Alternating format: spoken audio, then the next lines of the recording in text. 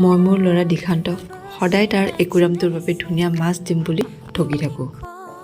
আজি যিহেতু সি সোনকালে আবেলি শুই উঠিলে, ভাবিলোঁ দুটা মাছকে কিনি আনো নেকি। তাক ক'লোঁ, গুণ ব'লা ধুনীয়া মাছ কিনিবলৈ যাওঁ।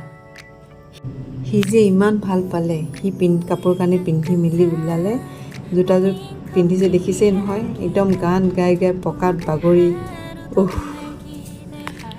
সি নিজেই জোতা পিন্ধি মেলি ওলালে, মই অকণো হেল্প কৰা নাই।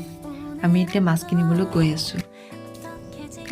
গোটেই ৰাস্তাটো সুধি গৈছে, মামা ধুনীয়া মাছ ক'ত আছে ক'ত আছে ক'ত আছে।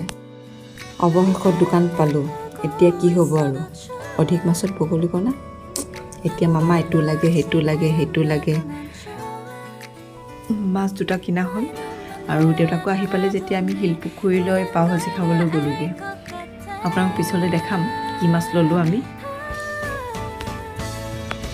পাও ভাজি নহালৈকে মই গুণৰ লগত খেলাত ব্যস্ত হ'লোঁ আৰু এওঁ মোবাইলত।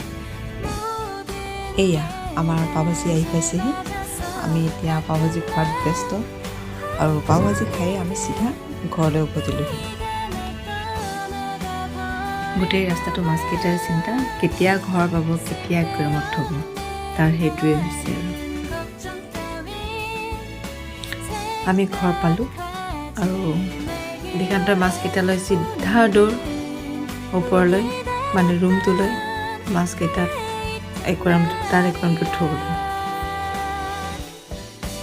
এয়া আমাৰ দিশান্তৰ ধুনু ধুনু মাছ, আমাৰ নিউ ফেমিলি মেম্বাৰ।